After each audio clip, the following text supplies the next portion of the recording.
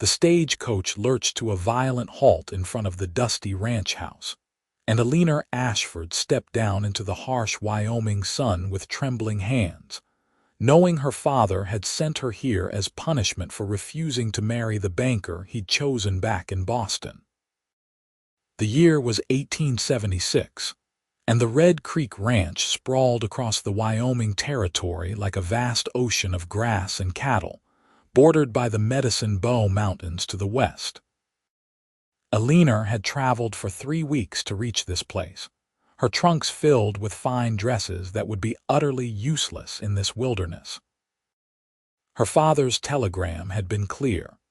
She would spend 6 months learning the value of hard work under her uncle's supervision, and if she still refused the marriage upon her return, she would be cut off from the family fortune entirely. She stood now in the scorching heat of late June, her traveling dress already coated in a fine layer of dust, watching as the stagecoach disappeared back toward the main road. The ranch house was a sturdy 2-story structure of weathered wood, surrounded by corrals, barns, and bunkhouses that seemed to stretch endlessly in every direction. Cattle lowed in the distance, and the smell of horses and dry earth filled her nostrils. "Miss Ashford." A woman's voice cut through her observations, and Eleanor turned to see a stern-faced woman in her 50s approaching from the main house. "I'm Mrs. Patterson, the housekeeper. Your uncle is out with the cattle, won't be back until sunset. I'll show you to your room." Eleanor followed the woman inside, her heart sinking with each step. The interior was clean but sparse, nothing like the ornate furnishings of her Boston home.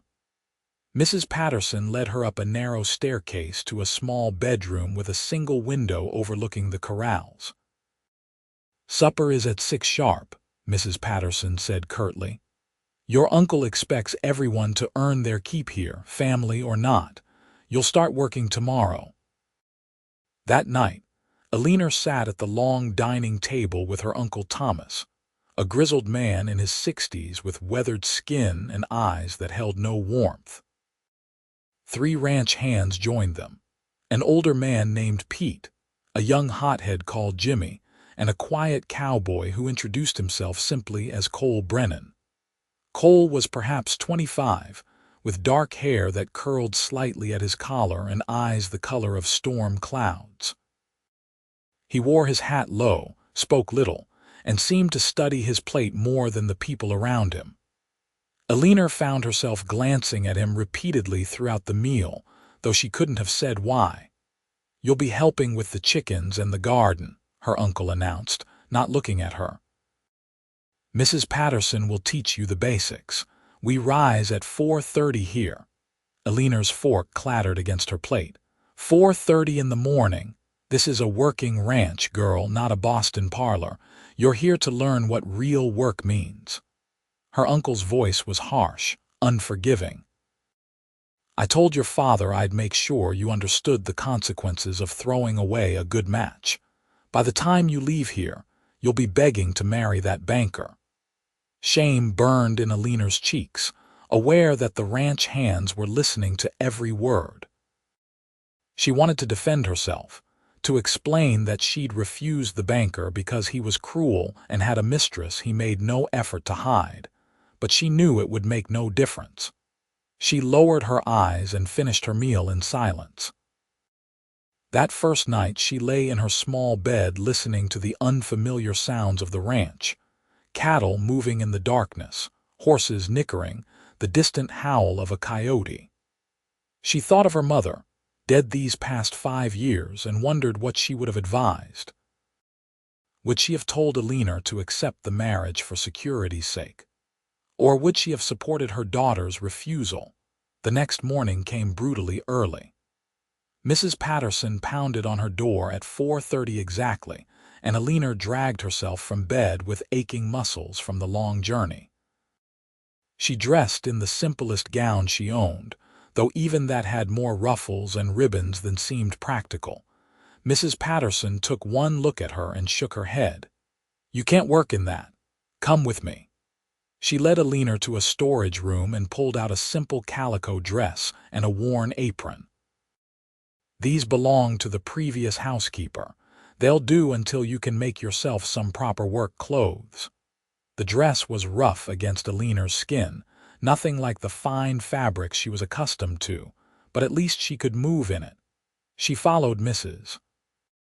Patterson out to the chicken coop, where the older woman showed her how to collect eggs and scatter feed. The chickens alarmed Eleanor with their aggressive pecking and flapping, and she jumped back repeatedly, much to Mrs. Patterson's obvious disgust. "They're just chickens, girl. They won't kill you." After the chickens came the garden, a large plot behind the main house where vegetables grew in neat rows. Mrs. Patterson handed Eleanor a hoe and showed her how to work the soil between the rows, breaking up the hard earth and pulling weeds. Within an hour, Eleanor's hands were blistered, her back ached, and sweat poured down her face despite the early hour. She braced herself for harsh criticism, for Mrs. Patterson to berate her inadequacy, but the housekeeper simply observed her struggles in silence and moved on to her own tasks. By the time the sun climbed high in the sky, Eleanor was near collapse. She stumbled to the water pump behind the house and worked the handle with trembling arms, cupping the cool water in her hands and drinking desperately. She splashed water on her face, not caring that it dampened the front of her dress. "You should pace yourself." The voice was quiet, masculine, and came from just behind her. Eleanor spun around to find Cole Brennan standing a respectful distance away, his hat in his hands. Up close, she could see that his face was kind despite its weathered appearance, and his eyes held a gentleness that seemed at odds with the harsh landscape around them. "I didn't mean to startle you," he said. "Just thought you might want to know that the first few days are always the hardest. Your body will adjust. Will it adjust before I die from exhaustion?" Eleanor meant it as a joke, but her voice came out bitter and tired. Cole's mouth quirked in what might have been a smile. "Yes, madam, I believe it will. Here." He reached into his pocket and pulled out a small tin. "This is salve for your hands. The blisters will be worse tomorrow if you don't treat them." Eleanor stared at the tin, then at Cole's face. She'd expected the ranch hands to mock her, to enjoy seeing the fancy Boston girl brought low. Instead, this quiet cowboy was offering her kindness. "Thank you," she said softly, taking the tin from his calloused hand. Their fingers brushed briefly, and she felt a strange flutter in her chest. Cole nodded, replaced his hat, and walked away toward the stables without another word. Eleanor watched him go, the tin of salve warm in her palm. That night, she applied the salve to her blistered hands as instructed, and though it stung at first, she felt grateful for Cole's thoughtfulness. She slept deeply despite her aching muscles, and woke again at 4:30 to repeat the grueling routine. The days blurred together in a haze of physical labor. Eleanor's body protested every movement, but she refused to complain. Her uncle watched her with cold eyes, clearly waiting for her to break, to beg to return to Boston and accept the marriage he and her father had arranged. Mrs. Patterson remained stern and distant, offering no sympathy for Eleanor's struggles. But Cole was different. He never said much, but Eleanor began to notice small kindnesses.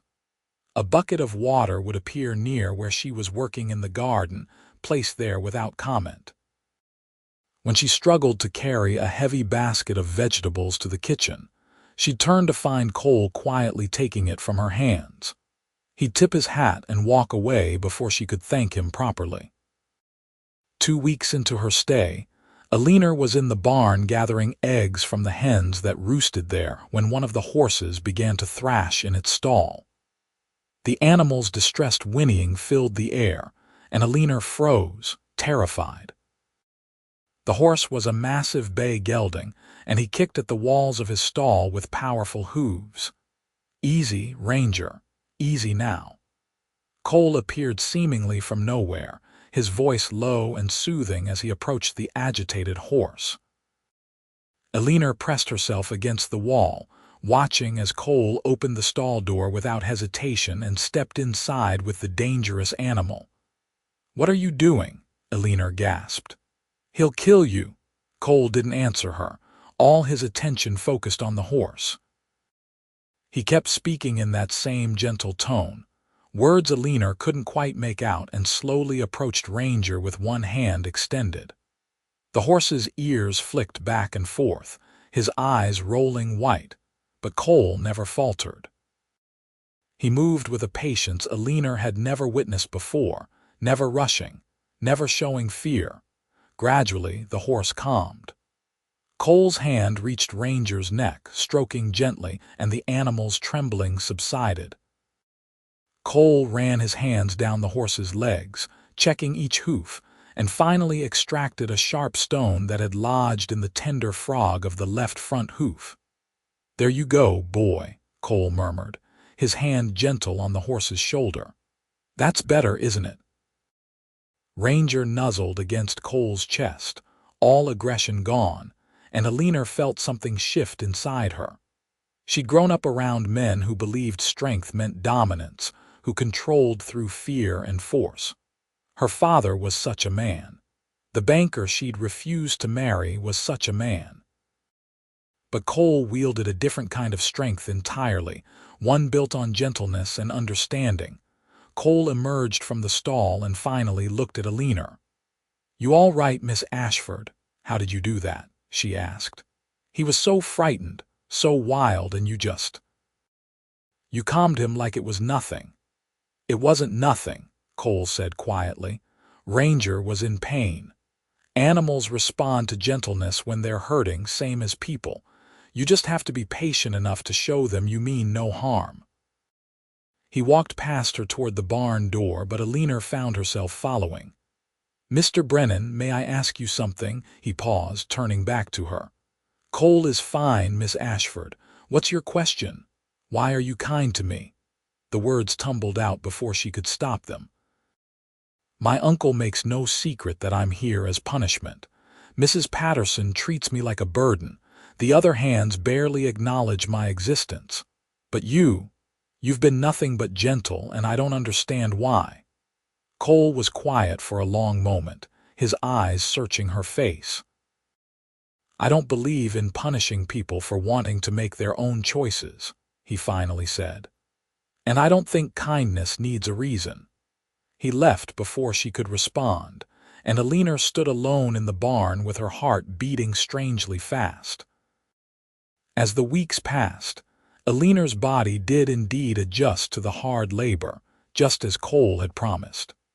Her hands developed calluses, her muscles grew stronger, and she learned the rhythms of ranch life. She discovered that she enjoyed working with the chickens once she overcame her initial fear, and found satisfaction in watching the vegetables grow in the garden under her care. Her uncle remained cold and critical, but Eleanor stopped waiting for his approval. Mrs. Patterson thawed slightly, occasionally offering a curt nod when Eleanor completed a task well. Pete and Jimmy began to greet her at meals, though they still kept their distance, and Cole continued his quiet kindnesses, though they began to extend beyond simple gestures. One evening after supper, Eleanor was sitting on the porch trying to mend a tear in her dress when he approached with a battered book in his hands. "Thought you might like something to read," he said, offering it to her. "It's poetry. Whitman. Hope you don't mind that it's worn." Eleanor took the book with trembling fingers.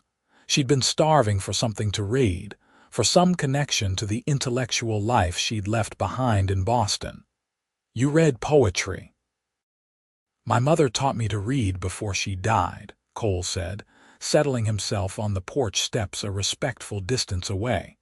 "She loved books, always said they were windows to bigger worlds than the one we lived in. She sounds like she was a wonderful woman." "She was." Cole's voice went soft with memory. "She died when I was 12, Fever took her one winter and there wasn't anything the doctor could do. "I'm sorry," Eleanor said, and meant it. "I lost my mother 5 years ago. I still miss her every day." "The missing doesn't go away," Cole agreed. "But you learn to carry it different, I suppose." They sat in comfortable silence as the sun set over the mountains, painting the sky in shades of orange and pink. Eleanor opened the book and found careful underlines throughout, passages marked in faded pencil. She wondered which ones had been Cole's favorites, which words had spoken to him. "Miss Ashford," Cole said eventually, "can I ask why you refused the marriage your father arranged?" Eleanor considered deflecting, but something about the gentle twilight and Cole's honest interest made her want to tell the truth. "The man is cruel," she said simply. "I met him 3 times before my father announced the engagement, and in those 3 meetings, I saw how he treated servants and animals. He kicked a dog that got in his way. He grabbed a maid's arm hard enough to leave bruises when she spilled his tea. And he has a mistress that everyone knows about, though my father pretended that didn't matter." Cole's jaw tightened. "Your father wanted you to marry a man like that." "My father cares about business connections and social standing. He said I was being childish and romantic, that marriage isn't about affection but about security and position." Eleanor's hands clenched on the book. "He said my mother would have told me to accept." "Would she have?" "No." Eleanor's voice broke slightly. "No, she would have supported my choice. She would have understood." Cole was quiet for a moment. "You're brave, Miss Ashford, braver than you probably know." "I don't feel brave. I feel exiled and punished. You stood up for what you knew was right, even when it cost you everything familiar. That's the definition of courage." Cole stood, retrieving his hat from where he'd set it beside him. "Enjoy the book. And Miss Ashford, you don't deserve harshness for choosing yourself over cruelty." He walked away into the gathering darkness, and Eleanor sat with his words echoing in her mind. No one had ever called her brave before. No one had ever suggested that her choice was right rather than selfish or foolish. She opened the book again and began to read by the fading light, feeling something warm and hopeful unfurl in her chest. The next morning, Eleanor woke to find a wildflower on her windowsill, a delicate purple bloom she didn't recognize. There was no note, but somehow she knew it had come from Cole. She pressed it between the pages of the poetry book, marking her place. As July burned toward August, the work on the ranch intensified. There was hay to be cut and stored, cattle to be moved to higher pastures, endless maintenance on fences and equipment. Eleanor's responsibilities expanded beyond the chickens and garden. Mrs. Patterson taught her to cook for the ranch hands, to preserve vegetables for the winter, to do laundry in the large kettles behind the house. Eleanor learned, and as she learned, she found herself watching for Cole throughout the day. She noticed the way he moved with easy grace despite the hard labor, the way he treated every animal with gentle respect, the way he never raised his voice even when frustrated. She noticed how the horses would prick their ears forward when he approached, how the dogs followed him devotedly, how even the cattle seemed calmer under his handling. She also noticed the way her heart jumped whenever he came near, the way her hands would grow suddenly clumsy, the way she found herself hoping for those brief moments when their eyes would meet across the yard. One particularly hot afternoon in early August, Eleanor was hauling water to the garden when she stumbled, losing her grip on the heavy bucket. Water sloshed over her skirts, and she sat down hard in the dirt, frustrated tears pricking her eyes. She was immediately angry at herself for crying, for showing such weakness over something so small. "Here, let me help." Cole was there again, offering his hand to help her up. Eleanor looked up at him, this man who had shown her nothing but gentleness in a place where she'd expected only judgment and punishment. The sun was behind him, creating a halo effect around his dark hair, and something inside her simply broke open. "Why?" she asked, her voice raw. "Why are you always so kind to me?" Cole pulled her gently to her feet but didn't release her hand. His thumb brushed over her knuckles, a gesture so tender it made her breath catch. "Because from the first moment I saw you step off that stagecoach, looking scared but determined not to show it, I couldn't stop thinking about you," he said quietly. "Because every day I watch you work harder than you've probably ever worked in your life, and you never complain. Because you're gentle with the animals even when you're exhausted. Because you have a good heart, Eleanor, and you deserve to be treated with kindness." It was the first time he'd used her given name, and it sounded like music in his rough voice. "I think about you too," Eleanor whispered. "All the time I watch for you, listen for your voice. You've made this place bearable, more than bearable. You've made it somewhere I don't want to leave." Cole's free hand came up to cup her cheek, his calloused palm warm against her skin. "I know I have no right to care for you the way I do. You're educated, refined, from a completely different world than mine, but Eleanor, I can't seem to help it." "I don't want you to help it," Eleanor said. "I care for you too, Cole. I think I might be falling in love with you." The words hung in the hot air between them, true and terrifying. Cole's eyes searched hers, and then slowly, giving her every chance to pull away, he lowered his head and kissed her. It was nothing like the fumbling, aggressive kiss the banker had forced on her during their third meeting. Cole's lips were gentle against hers, questioning rather than demanding, offering rather than taking. Eleanor melted into him, her free hand coming up to rest against his chest where she could feel his heart hammering as hard as her own. When they finally parted, both breathing hard, Cole rested his forehead against hers. "I love you, Eleanor. I know it's too soon, too complicated, but I do. I love you." "I love you too," Eleanor breathed and felt the truth of it in every part of her being. They stood together in the dusty yard, holding each other as the sun beat down and the world continued around them. Eleanor knew there would be complications, obstacles, consequences. Her uncle would be furious. Her father would never accept Cole as a suitable match. But in that moment, none of it mattered.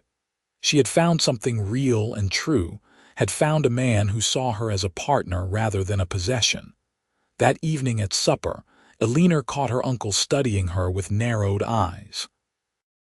She kept her expression neutral, but her heart raced with fear that he somehow knew about the kiss, about her feelings for Cole. "You've been here 6 weeks," her uncle said abruptly. "Your father expects a report on your progress." "What will you tell him?" Eleanor asked, keeping her voice steady.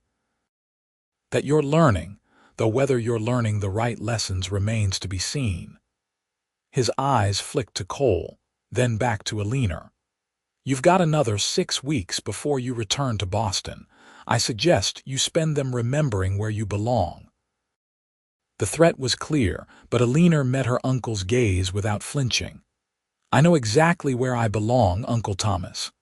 After supper, she found Cole waiting by the barn, his expression troubled. "Your uncle knows," he said without preamble, "or suspects at least." "Eleanor, I don't want to cause problems for you if your father cuts you off." "Then he cuts me off," Eleanor interrupted.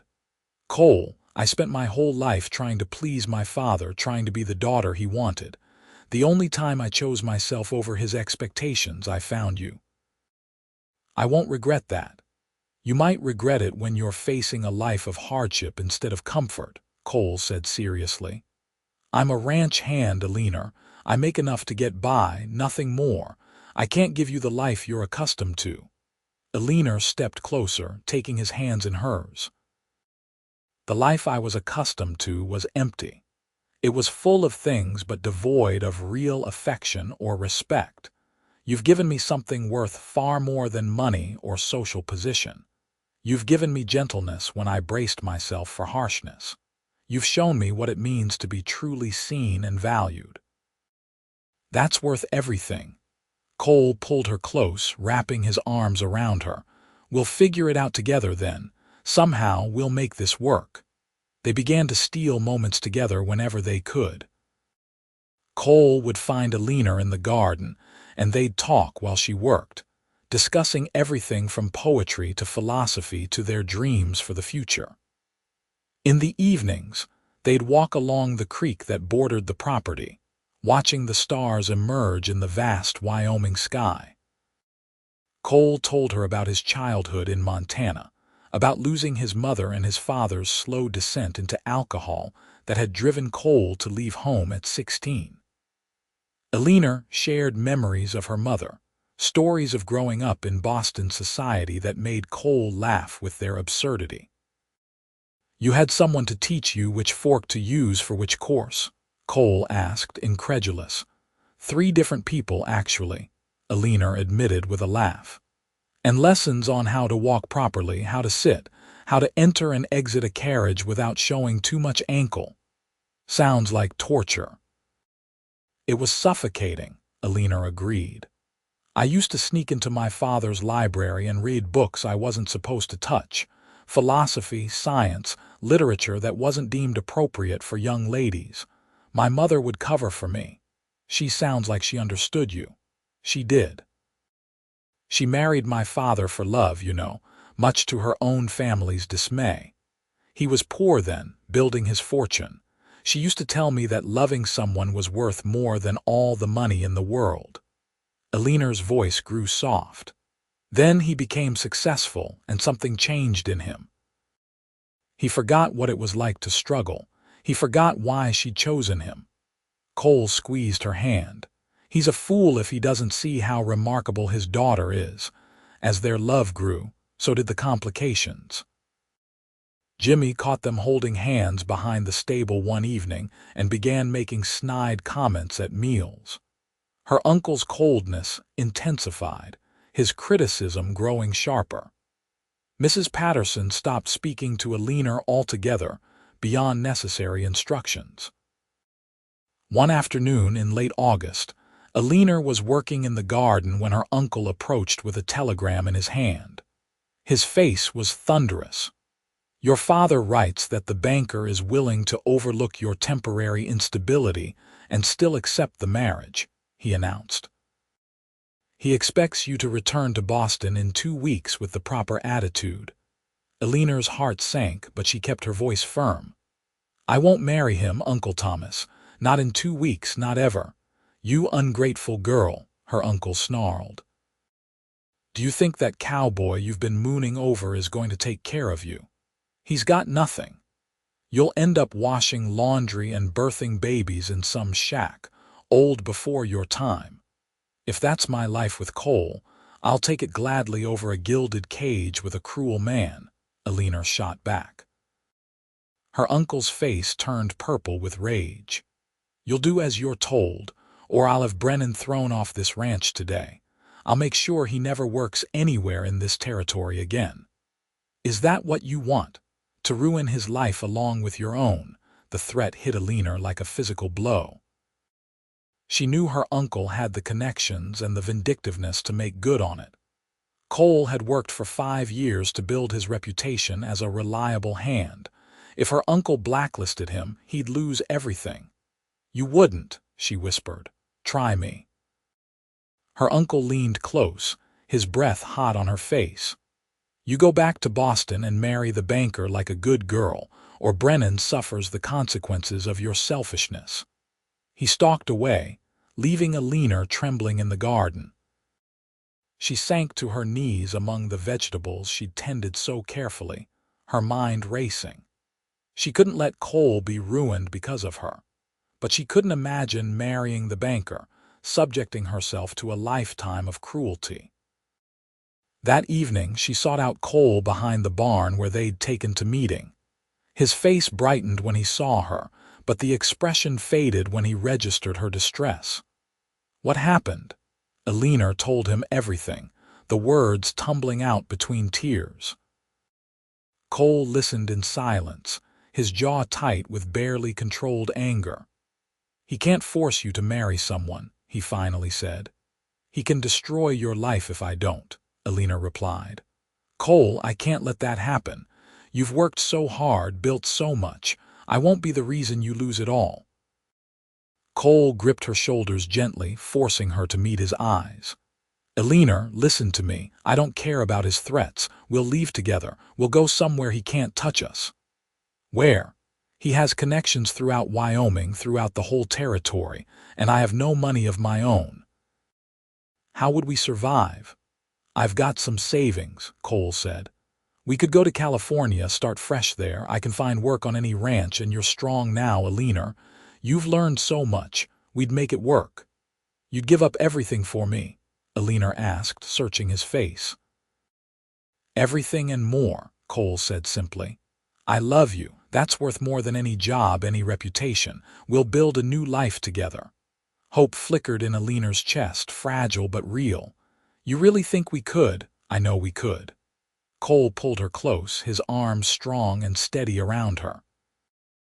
"We'll leave tomorrow night, after everyone's asleep. Pack light, just what you can carry. We'll take 2 horses and head west. By the time anyone realizes we're gone, we'll have too much of a head start for them to catch us." Eleanor clung to him, breathing in the familiar scent of leather and sunshine that always surrounded him. It was reckless, maybe even foolish, but staying was impossible. She'd found love in this harsh place, found a man who valued her for who she truly was. She wouldn't give that up, not for her father's approval or her uncle's threats or society's expectations. "Tomorrow night," she agreed. "I'll be ready." They spent the next day in careful preparation. Cole quietly gathered supplies and secured 2 horses, making arrangements that wouldn't be noticed until they were long gone. Eleanor packed a small bag with her most practical clothes and the few possessions that mattered. Her mother's locket, the poetry book Cole had given her, and the pressed wildflower from her windowsill. She went through her chores mechanically, her heart pounding with anticipation and fear. Mrs. Patterson noticed her distraction and scolded her for burning the biscuits at supper, but Eleanor barely heard her. Her eyes kept finding Cole's across the table, seeing her own nervous excitement reflected there. That night, Eleanor lay in bed fully dressed, waiting for the house to fall silent. At midnight, she crept down the stairs with her bag, avoiding the boards she knew would creak. The front door opened soundlessly, and she slipped out into the moonlit yard. Cole was waiting by the barn with 2 horses already saddled. He helped her mount, his hands steady despite the danger of what they were doing. They led the horses away from the ranch buildings on foot, not mounting until they were far enough away that the sound of hoofbeats wouldn't wake anyone. Then they rode into the darkness, leaving the Red Creek Ranch behind. They traveled hard for 3 days, putting as much distance as possible between themselves and Eleanor's uncle. Cole proved to be a skilled navigator, keeping them off main roads but never letting them get truly lost. They slept rough, sharing a single bedroll under the stars, and Eleanor discovered that she didn't mind the discomfort. Wrapped in Cole's arms, listening to his heartbeat, she felt safer and happier than she'd ever felt in her canopied bed in Boston. On the 4th day, they reached a small town called Silver Falls on the western edge of Wyoming. It was a rough settlement built around a silver mine, full of prospectors and drifters and people running from various pasts. It was exactly the kind of place where 2 people could disappear. They found a boarding house run by a widow named Mrs. Chen, a Chinese woman whose shrewd eyes assessed them both before quoting a price for a room. "We're married," Cole said, his arm protectively around Eleanor's waist. It was the first time they'd claimed this, and Eleanor felt a thrill at hearing it even though it wasn't yet true. Married folk pay the same as unmarried folk, Mrs. Chen said dryly. But I ask no questions about those who come here seeking a fresh start. They took the room, a simple space with a real bed and a window overlooking the dusty street. It was nothing like Eleanor's bedroom in Boston or even the ranch, but it felt like a palace because it was theirs. That evening, as they sat together on the narrow bed, Cole took Eleanor's hands in his. "I meant what I said to Mrs. Chen," he told her. "I want to marry you, Eleanor, properly, legally, forever. Will you be my wife?" Eleanor felt tears spring to her eyes. "Yes, yes, absolutely yes. We'll have to wait for the circuit preacher," Cole said. "He comes through once a month." "But Eleanor, I promise you here and now, before God and every star in that sky, that I will love you and honor you for the rest of my life. I will work as hard as I can to give you a good life. I will never raise my hand or my voice to you in anger. I will be your partner in all things." "And I promise you," Eleanor said, her voice shaking with emotion, "that I will stand beside you through whatever comes. I will work alongside you, share your burdens, and build a life with you that's based on love rather than obligation. I choose you, Cole Brennan, every day for the rest of my life." They sealed the promises with a kiss, and then Cole gently helped Eleanor out of her dress. Their lovemaking was tender and careful, Cole constantly asking if she was all right, if he was hurting her, showing her the same gentleness he'd shown from the first day they met. Eleanor had heard married women whisper that the marriage bed was a duty to be endured, but she discovered it could be something entirely different. A giving and receiving of pleasure, an expression of love so profound it left her trembling in Cole's arms. Afterward, they lay tangled together in the narrow bed, and Eleanor traced the scars on Cole's chest with gentle fingers. "Tell me about this one," she said, touching a long white line across his ribs. "Horse kicked me when I was 17. Thought I was going to die, but the ranch boss's wife nursed me through it.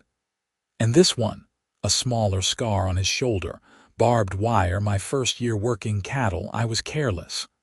Eleanor kissed each scar tenderly. "I love every part of you, even the broken parts, especially those. They made you who you are." The next morning, Cole found work at her ranch outside town. The pay was modest but steady, and the rancher didn't ask questions about where Cole had come from. Eleanor took in laundry and mending, work that would have horrified her Boston friends but that she found deeply satisfying. She liked transforming dirty, torn garments into clean, mended ones. She liked contributing to their household, being Cole's partner in truth. 3 weeks after their arrival in Silver Falls, the circuit preacher rode into town. He was a Methodist minister named Reverend Howard, a kind man in his 50s who'd spent 20 years bringing religion to remote settlements. Cole and Eleanor stood before him in the small church that doubled as a schoolhouse, with Mrs. Chen and a few other boarders as witnesses.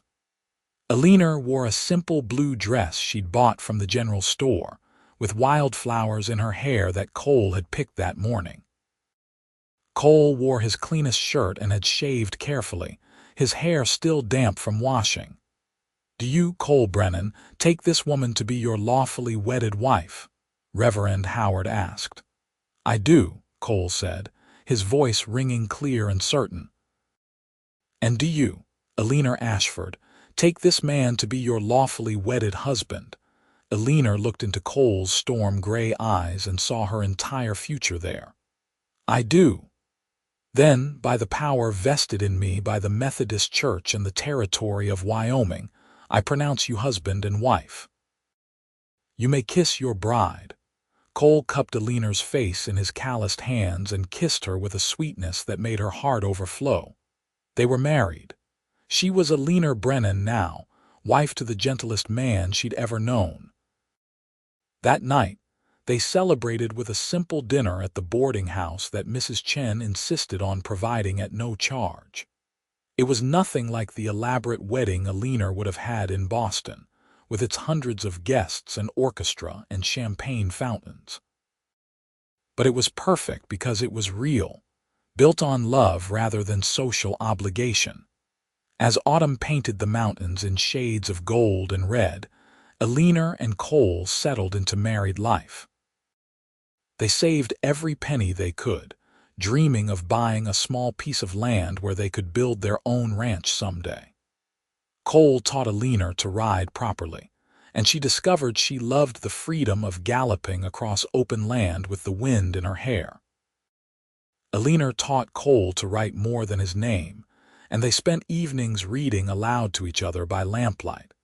They made friends in Silver Falls. Mrs. Chen became almost a mother figure to Eleanor, offering advice and occasional child care once Eleanor became pregnant. There was Marcus, the blacksmith, a freed slave who'd come west after the war and who became Cole's closest friend. There was Sarah, a saloon girl with a sharp wit and a good heart who showed Eleanor which shops gave fair prices and which men to avoid. Life wasn't easy. Money was often tight and the work was hard. But Eleanor had never been happier. She woke each morning in Cole's arms, worked through the day knowing she was building something real, and fell asleep each night secure in the knowledge that she was loved for exactly who she was. In late November, Eleanor's suspicions were confirmed. She was indeed carrying a child. Cole's face lit up with such joy when she told him that Eleanor felt her heart might burst. "A baby," he breathed, his hand gentle on her still flat stomach. "Our baby. Are you happy?" Eleanor asked, though she could see the answer in his eyes. Happy doesn't begin to cover it. Cole pulled her close, careful of her belly even though there was nothing yet to protect. "Thank you, Eleanor. Thank you for loving me, for choosing this life with me. Thank you for giving me the gentleness I never knew existed," Eleanor whispered back. Winter came hard to Silver Falls, with snow piling high in the streets and temperatures dropping below zero. Eleanor's pregnancy progressed, her belly swelling as the baby grew. Cole became even more protective, insisting she not overwork herself, taking on extra jobs to make up for the income she lost as her condition made laundry work more difficult. In February, when the snow was deepest and the nights longest, Eleanor went into labor. Mrs. Chen attended her, along with Sarah and the town's doctor, an elderly man named Dr. Fitzgerald. The labor was long and difficult, stretching through the night and into the next day. Eleanor clung to Cole's hand, drawing strength from his steady presence. "You're the strongest person I know," Cole murmured to her during a brief respite between contractions. "You can do this." And she did. As the sun set on the second day, Eleanor gave birth to a healthy baby boy. The baby's first cries filled the small room, and Eleanor felt tears of joy and relief streaming down her face. "A son," Dr. Fitzgerald announced, placing the wrapped bundle in Eleanor's arms. "A fine, strong son." Cole leaned over to look at his child, his expression awestruck. The baby had a shock of dark hair, and when he opened his eyes, they were the same storm gray as his father's. "He's perfect," Cole breathed. "Eleanor, you did so well. He's absolutely perfect." They named him Thomas after Eleanor's uncle, which confused Cole until Eleanor explained. "If Uncle Thomas hadn't sent me to the ranch as punishment, I never would have met you," she said, stroking the baby's soft cheek. "So in a strange way, I'm grateful to him. He meant to break me, but instead he led me to you." "Thomas Brennan," Cole said, testing the name. "I like it." Baby Thomas thrived despite the harsh winter. He was a calm child, seeming content to observe the world with his serious gray eyes. Eleanor discovered that motherhood suited her, though it was exhausting in ways she'd never imagined. Cole was a devoted father, walking the floor with Thomas when he cried at night, changing nappies without complaint, singing soft lullabies in his rough voice. As spring returned to Silver Falls, so did complications from the past. One April afternoon, Eleanor was hanging laundry behind the boarding house with Thomas strapped to her back when a familiar voice called out, "Eleanor!" She turned to see a man in an expensive suit standing in the alley, and her heart sank. It was James Whitmore, her father's business partner and the uncle of the banker she'd refused to marry. "Mr. Whitmore," she said carefully, her hand going protectively to Thomas's small foot. "Your father has been searching for you for months," Whitmore said, his eyes taking in her simple dress, the laundry, the baby. "He's been frantic with worry." "I doubt that very much," Eleanor said. "He was angry that I wouldn't obey him. That's different from worry. Nevertheless, he wants you to come home. He's willing to forgive everything to welcome you back. And if I don't agree to marry the banker," Whitmore's expression hardened. "Eleanor, be reasonable. You're living in poverty, doing manual labor, tied to a man who can give you nothing. Your father is offering you a way back to comfort, to security." "I have security," Eleanor said firmly. "I have love and respect and a partner who treats me as an equal. That's worth more than any amount of money. And what about when you have more children? When your husband can't provide for them all? What about when you're old and broken from this hard life? Then we'll face it together." Cole's voice came from behind Whitmore. He'd approached silently, and now he stood with his arms crossed, his expression protective. "And it will still be better than a life built on cruelty and obligation." Whitmore turned to face Cole, his lip curling with disdain. "You've ruined a young woman's life, filling her head with romantic notions." "I've loved her and treated her with the respect she deserves," Cole said quietly. "Something your nephew clearly wasn't capable of, you sanctimonious cowboy," Whitmore sneered.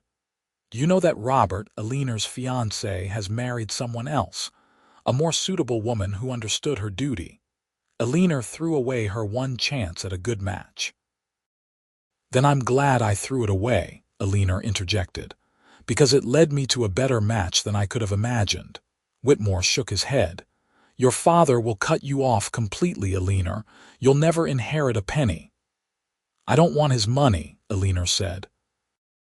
"Not if it comes with the expectation that I'll sacrifice my happiness for his approval." Whitmore studied them both for a long moment. "You're making a terrible mistake." "No," Eleanor said, reaching for Cole's hand. "I've made the best decision of my life." Whitmore left, and Eleanor sagged against Cole, her knees weak. "Are you all right?" Cole asked, his arm strong around her waist. "I am," Eleanor said, and realized it was true. Seeing Whitmore, hearing the offer to return to Boston, had only reinforced how much she loved the life she'd built with Cole. "I have everything I need right here." That evening they sat together on the steps of the boarding house, Thomas sleeping peacefully in Eleanor's arms. The sun was setting over the mountains, painting the sky in brilliant colors. "Do you ever regret it?" Cole asked quietly. "Giving up your old life?" Eleanor turned to look at her husband, this man who had given her gentleness when she'd braced for harshness, who had shown her what real love looked like. "Never," she said firmly. "Not for a single moment. You and Thomas are my family now. This life we're building together is exactly what I want." Cole kissed her temple, his hand gentle on Thomas's sleeping head. "I love you, Eleanor Brennan." "I love you too, Cole, always." The years passed, bringing both challenges and joys. When Thomas was 2, Eleanor gave birth to twin daughters, Mary and Catherine, who had their mother's dark hair and their father's calm temperament. The small room at the boarding house became impossibly cramped, but Cole had been saving carefully, and they were able to buy a small plot of land outside town. Cole and Marcus, The blacksmith spent months building a modest house with their own hands, while Eleanor prepared the land for a garden and a chicken coop. The day they moved into their own home, Eleanor stood in the simple front room and felt a pride she'd never experienced in her father's mansion. "It's perfect," she declared, watching Thomas chase his sisters through the empty rooms while their laughter echoed off the walls. Cole came up behind her, wrapping his arms around her waist. "It's just a start. Someday we'll expand, add more rooms, maybe build a proper barn." "It's everything I ever wanted," Eleanor corrected. "A home built on love." They added chickens and a milk cow, a few pigs and some horses. Cole continued working at the ranch, but also began taking horses that others had given up on, gentling them with the same patience he'd shown Ranger years before. Word spread of his gift with difficult animals, and people began bringing their problem horses to Cole Brennan. He never charged much, but the extra income helped. Eleanor's garden flourished, producing more vegetables than they could use. She began selling the surplus in town, using the money to buy books for the children and slowly building a small library in their home. She taught Thomas, Mary, and Catherine to read by the time they were 4, just as her mother had taught her. When Thomas was 7, Eleanor gave birth to another son named James after Cole's father. Baby James was a colicky child who cried for hours at a time, but Cole walked the floor with him patiently, never complaining even when exhaustion made his eyes red. "I don't know how you do it," Eleanor said one night, watching Cole soothe the crying infant. "I'm his father," Cole said simply. "This is what fathers do." It was such a contrast to Eleanor's own father, who had barely acknowledged her existence except to criticize or control. She fell in love with Cole all over again, watching him pour such gentle devotion into their children. One summer day when Eleanor was 32 and Cole was 34, a fancy carriage rolled up to their small ranch. Eleanor was in the garden with Catherine and Mary, and she straightened slowly, her heart sinking as she recognized the family crest on the carriage door. Her father stepped out, older now, his hair gone gray, but his bearing still rigid and proud. Behind him came a woman Eleanor didn't recognize, elegantly dressed and perhaps 10 years younger than Eleanor herself. "Father," Eleanor said, wiping her dirty hands on her apron. "Eleanor." Her father's eyes swept over the modest house, the children in their simple homemade clothes, Eleanor herself in her faded work dress. "May I speak with you?" Eleanor sent the girls inside and faced her father across the garden fence. "How did you find me?" "James Whitmore never stopped keeping track of you," her father said. "He reported back to me every few years. I know you married that cowboy, that you have children, that you're living in poverty." "I'm not living in poverty," Eleanor said quietly. "I'm living simply, but I have everything I need." Her father gestured to the woman beside him. "This is my wife, Lydia. We married 3 years ago." Eleanor absorbed this information, feeling nothing but a distant curiosity. "I see. Congratulations." "Eleanor, I came here to offer you something." Her father's voice was gruff, uncomfortable. "I'm dying. The doctors give me 6 months, perhaps a year. I want to make amends before I go." Eleanor felt a pang of old grief for the father he might have been, even as she recognized the reality of who he was. "What kind of amends?" "I want to leave you a substantial inheritance. Enough to buy a real ranch, to give your children proper educations, to lift you out of this hardship." "I told you, I'm not living in hardship." "Eleanor, look at yourself." Her father's voice rose. "You're dressed like a servant, working like a field hand. Your mother would weep to see you like this." "My mother would be proud of me," Eleanor said firmly. "She would see that I chose love over obligation, that I built a life based on mutual respect rather than social climbing." She would love Cole for the good man he is, and she would adore her grandchildren. Her father's jaw tightened. "I'm trying to help you." "You're trying to ease your own conscience," Eleanor said, though her voice was gentle. "Father, I appreciate the gesture, but I don't want your money. I don't need it. My life is rich in ways that have nothing to do with wealth. You're as stubborn as ever. I learned it from you." Eleanor smiled slightly. "Father, if you truly want to make amends, then simply acknowledge that I made the right choice for myself. Tell me that you understand why I couldn't marry the banker, why I chose Cole instead." Her father was silent for a long moment, staring at this daughter who had defied him and built a life he couldn't understand. Finally, he nodded slowly. "I see that you're happy," he said quietly. "I don't understand it, but I see it in your eyes. You were never happy in Boston, were you?" "No," Eleanor admitted. "I was trapped there, playing a role that didn't fit me." "Your mother used to say the same thing," her father said, surprising her. "Before I got wealthy, when we were still struggling, she was happy. Happier than she ever was in the mansion. I didn't understand that either." They stood in silence for a moment, the breach between them too wide to fully cross, but perhaps finally acknowledged. "I won't cut you out of my will," her father said. "Whether you want it or not, there will be money for you and your children when I die. Use it or don't, that's your choice." He turned to leave, then paused. "May I meet them?" "Your children," Eleanor hesitated, then called into the house. Thomas, Mary, Catherine, and little James came tumbling out, curiosity bright in their eyes. Cole appeared in the doorway behind them, protective but trusting Eleanor's judgment. "Children, this is your grandfather Ashford," Eleanor said, "and his wife Lydia." Her father crouched down with difficulty, studying each child in turn. Thomas stood tall and serious, so like Cole it made Eleanor's heart ache. Mary and Catherine held hands, watching the stranger with identical wary expressions. James hid behind Eleanor's skirts.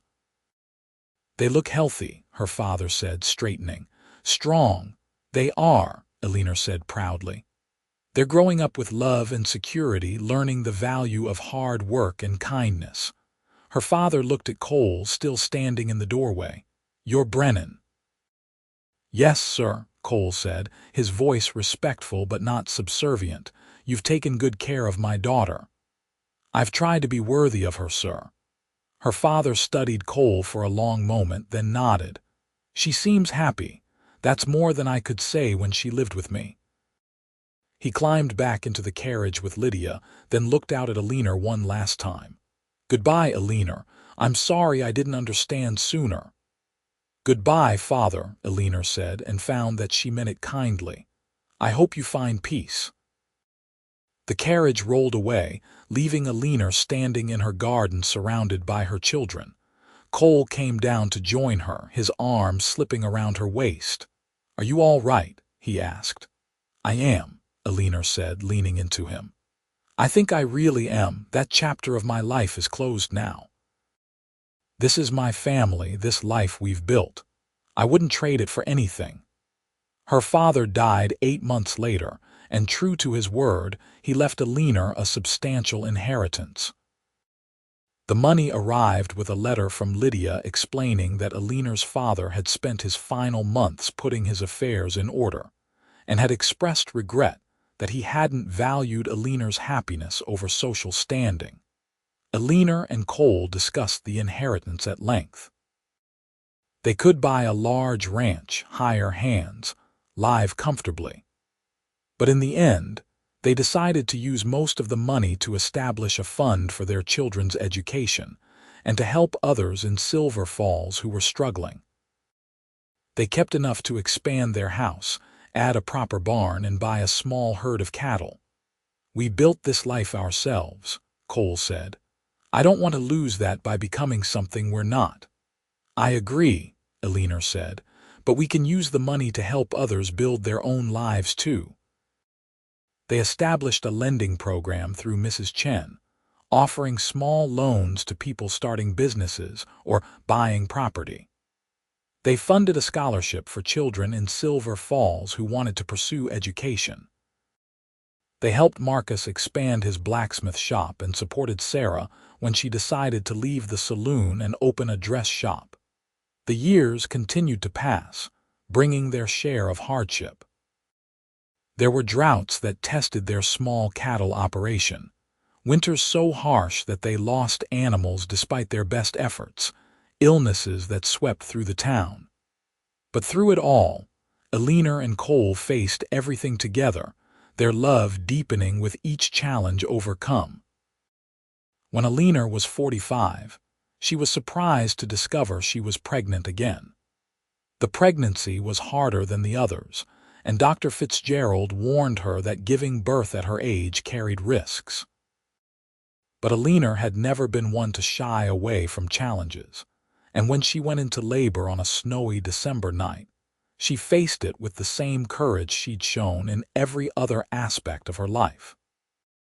Cole stayed with her throughout, holding her hand, wiping her forehead, encouraging her with the gentle words that had sustained her through so many difficulties. After a long labor, Eleanor gave birth to another daughter, whom they named Rose after Eleanor's mother.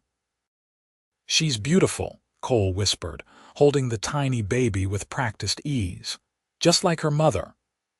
"I'm old and worn, Cole Brennan, don't lie to me," Eleanor said with a tired laugh. "You're beautiful," Cole insisted, bringing the baby to Eleanor's arms. "More beautiful now than the day I first saw you step off that stagecoach." Eleanor looked at this man who had loved her for nearly 20 years, who had never once raised his voice in anger, who had treated her with unfailing gentleness even when life was hard. She saw the gray in his hair, the lines around his eyes, the calluses on his hands, and loved every bit of it. "I love you," she said simply. "I love you too," Cole replied. "Every day more than the day before." Thomas grew into a fine young man, as gentle with horses as his father and as well-read as his mother.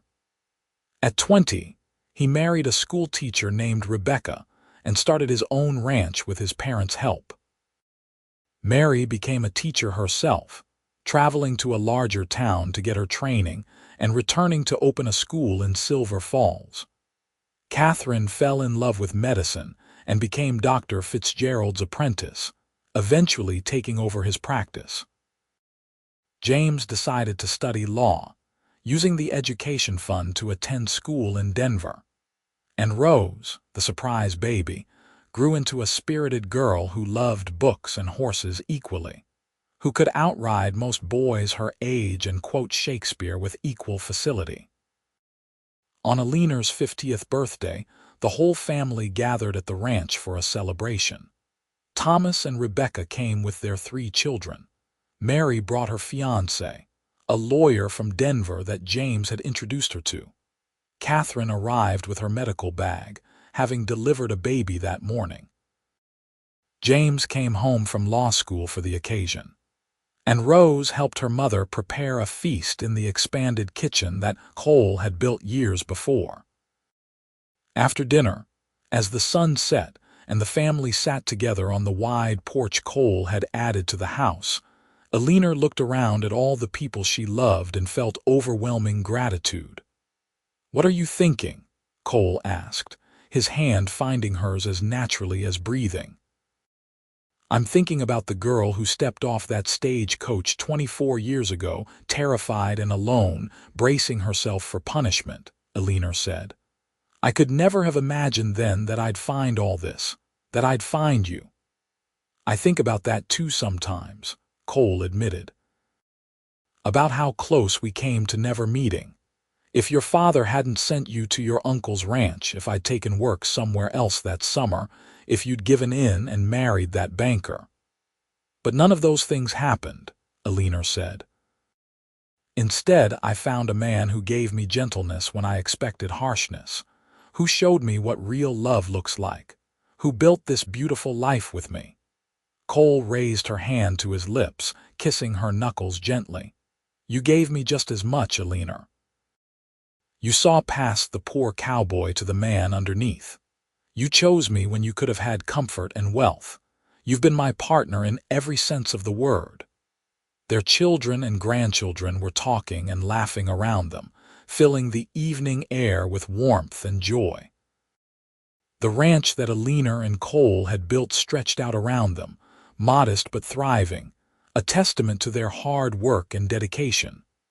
"You have any regrets?" Cole asked quietly. Eleanor thought about her life in Boston, the society parties and fine dresses and empty conversations. She thought about the banker she'd refused, about the father who had tried to control her future. She thought about the harsh welcome at her uncle's ranch, the blisters on her hands, the exhaustion of those first weeks. And then she thought about the first time Cole had offered her kindness, the gentleness in his eyes when he calmed the frightened horse, the poetry book he'd given her, the wildflower on her windowsill. She thought about falling in love under the Wyoming sky, about building a life based on mutual respect and affection. She thought about their children, raised with love and encouraged to pursue their own dreams. She thought about the community they'd helped build in Silver Falls, the lives they'd touched with their generosity. "Not a single one," Eleanor said firmly. "This life, this family, this love, it's everything I never knew I wanted. You gave me that, Cole, you gave me everything." "We gave it to each other," Cole corrected, his arms slipping around her shoulders. "That's what partnership means." As the stars began to emerge in the darkening sky, Eleanor leaned her head on Cole's shoulder, listening to their family's laughter, feeling the gentle evening breeze, and knowing with absolute certainty that she was exactly where she belonged. The girl who had braced for harshness had found gentleness instead, and that gentleness had transformed her entire world. The years that followed were full and rich, though not without their sorrows. Mrs. Chen passed away peacefully in her sleep when Eleanor was 55, and Eleanor mourned the loss of the woman who had become like a mother to her. Marcus followed a few years later, and Cole grieved for the friend who had stood beside him through so many challenges. But there were joys too. Thomas and Rebecca had 5 children in total, building a ranch that rivaled any in the territory. Mary married her lawyer and had twin boys who delighted in causing mischief. Catherine married another doctor and they opened a clinic together, treating patients throughout the region. James became a respected lawyer in Denver and married a woman who shared his passion for justice. And Rose, headstrong Rose, fell in love with a teacher from back east who came to Silver Falls and decided to stay. Eleanor and Cole grew old together, their hair turning white, their steps slowing, but their love never diminishing. They spent their evenings on the porch, reading aloud to each other as they had since the early days of their marriage. Cole still worked with horses, though he left the harder labor to younger men. Eleanor still tended her garden, though her grandchildren did most of the heavy work now. On their 30th anniversary, Cole presented Eleanor with a gift, a leather-bound journal filled with pressed flowers, one for every year they'd been together. "I picked one every year on our anniversary," he explained. "Pressed them in books, saved them. I wanted you to have a record of all the summers we've spent together." Eleanor traced the flowers with gentle fingers, tears streaming down her face. "Cole Brennan, you are the most romantic man who ever lived." "Only for you," Cole said, kissing her forehead. "Only ever for you." When Eleanor was 68 and Cole was 70, they sat together on the porch one autumn evening, watching the sunset paint the mountains in shades of gold and crimson. Rose and her husband lived with them now, helping run the ranch and caring for the aging couple. "Do you remember the first time I told you I loved you?" Eleanor asked, her hand wrapped in Cole's. "In the dusty ranch yard after you dropped that bucket of water," Cole said immediately. "I remember everything about that day." "I was so scared," Eleanor admitted. Scared of how much I felt for you, scared of what loving you might cost me. And was it worth the cost? Eleanor turned to look at her husband, this man who had been her partner, her love, her best friend for over 3 decades. His face was lined with age, his hands gnarled from a lifetime of hard work, but his eyes still held that same gentleness that had first captured her heart. "It was worth everything," she said. "Every hardship, every challenge, every moment of uncertainty. You've given me a life beyond my wildest dreams, Cole. You've shown me what it means to be truly loved." Cole's eyes were suspiciously bright. "You saved me too, Eleanor. Before you, I was just existing, moving from one day to the next. You gave me purpose, family, a reason to build something lasting." They sat in comfortable silence, watching as the sun disappeared behind the mountains and the stars began to emerge. Their grandchildren were playing in the yard, their laughter carrying on the evening breeze. The ranch that they had built together was thriving under Rose's careful management. The life they had created was continuing, growing, expanding in ways they could never have imagined. That day, Eleanor stepped off the stagecoach. "We did good, didn't we?" Cole said quietly. "We did better than good," Eleanor replied. "We did extraordinary." That night, they went to bed as they had for 30 years, wrapped in each other's arms. Eleanor listened to Cole's steady heartbeat, felt his gentle breathing, and offered a prayer of gratitude for every moment they'd had together. Cole passed away peacefully in his sleep 3 months later, his hand clasped in Eleanor's. He was 70 years old, and he died as he had lived, with gentleness and grace. Eleanor grieved deeply, feeling the loss of her partner like a physical wound. But she was surrounded by love. Her children and grandchildren gathered around her, sharing memories of Cole, celebrating the life he had lived. "He was the best man I ever knew," Thomas said at the funeral. "He taught me what it means to be a good husband, a good father, a good person." "He saved our mother," Mary added, "gave her the love and respect she deserved when others would have controlled her." "He showed us all what gentleness looks like," Catherine said, "how strength doesn't require harshness." Eleanor stood at Cole's grave, looking out over the ranch they had built together, and felt his presence all around her. In the well-tended fields, in the horses grazing peacefully, in the strong house that had sheltered their family, in the faces of their children and grandchildren. "Thank you," she whispered to the wind.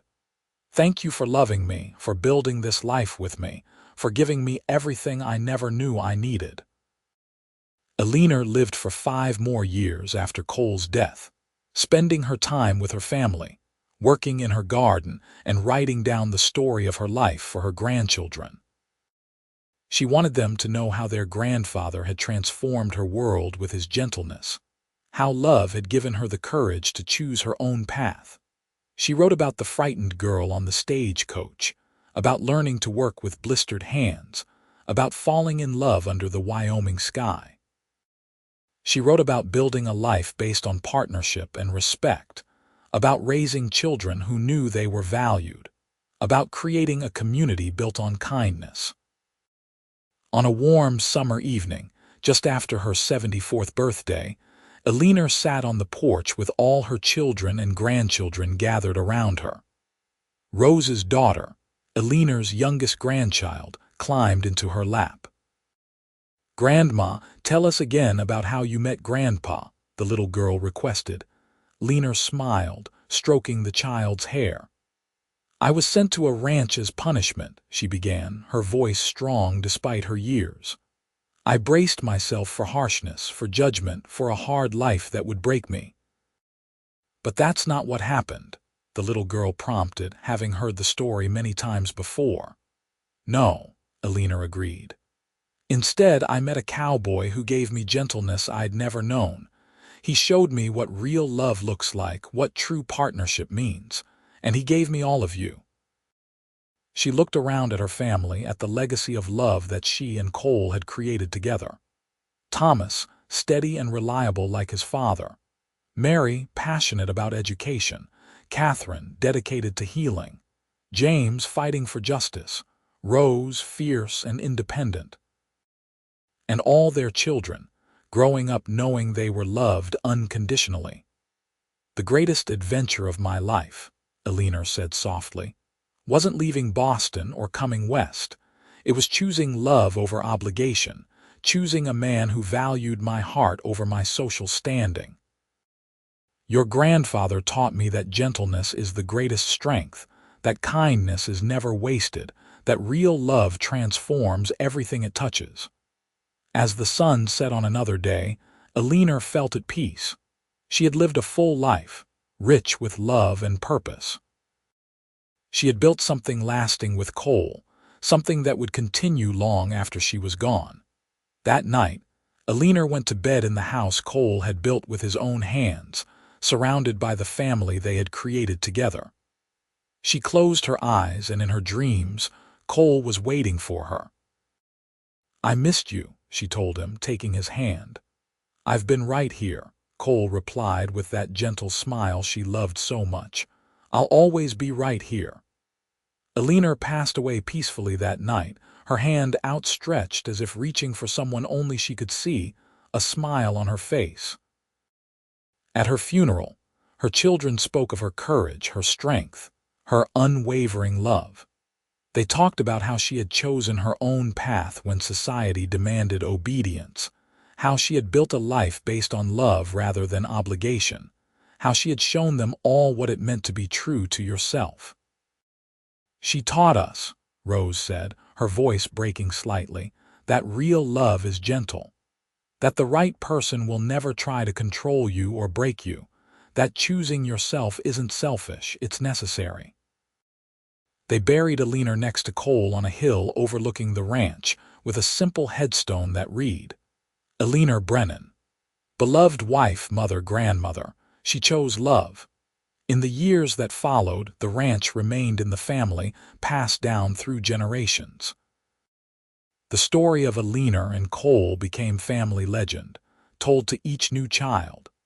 The tale of a Boston girl who was sent west as punishment and found love instead, who braced for harshness and received gentleness, who built an extraordinary life from the courage to choose her own path.